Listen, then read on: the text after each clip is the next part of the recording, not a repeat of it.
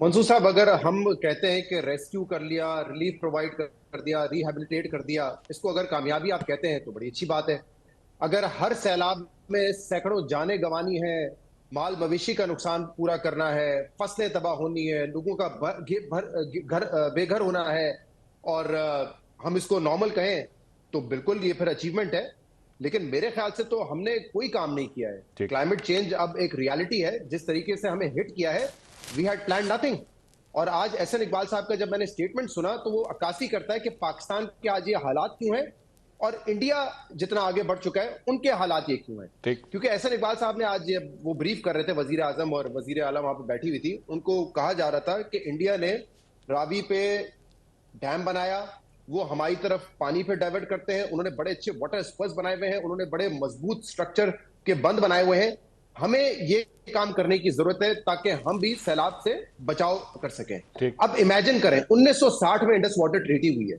25 साल पहले रंजीत सागर डैम जो है रावी पे बनाया था इंडिया ने। उस वक्त हमारे साउथ एशिया में तो क्लाइमेट चेंज का नाम भी कोई नहीं लेता था। ठीक। ठीक है, शायद 90s में अमेरिका और बर्तानिया में ये बातें होती हो, हमारे मुल्क में नहीं होती थी। बट इंडिया ने प्लान किया हुआ था कि उन्होंने क्या करना है। ठीक। हम जब ये बात करते हैं ना, और हमारे बुजरा ये बैठ के बात करते हैं कि नहीं हमें ये करने की जरूरत है, मतलब आपने ये तो पाकिस्तान स्टडीज में पढ़ा होगा ना, क्लास 9 में, इरिगेशन सिस्टम क्या होता है, आपके रिवर को आपने कैसे महफूज बनाना है, इलाकों को कैसे महफूज बनाना है, नोइंग के पाकिस्तान डाउन स्ट्रीम में है। तो हमने क्या तैयारी की हुई थी? हमारी इनकॉम्पिटेंस है, हमारा कोई विजन नहीं है। और ये एक हुकूमत की बात नहीं है, तसलसल से जितनी सियासी हुकूमतें आई हैं या जितने डिक्टेटर्स आए हो, उन्होंने कोई प्लान नहीं किया।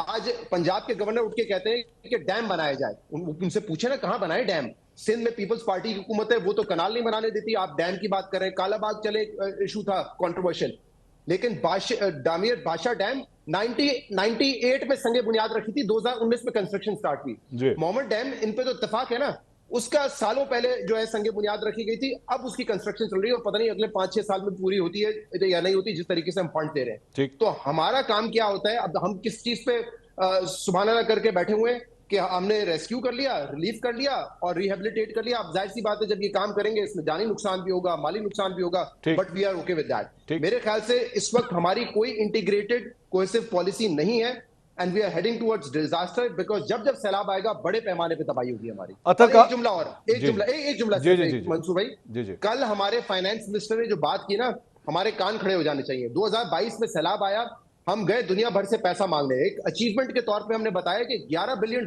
के प्लेजेस आए। कल फाइनेंस मिनिस्टर ने बताया है कि बदकिस्मती से हम कोई क्रेडिबल मंसूबे उनको नहीं दे सके, लिहाजा वो $11 बिलियन के प्लेजेस हम इस्तेमाल ही नहीं कर सके।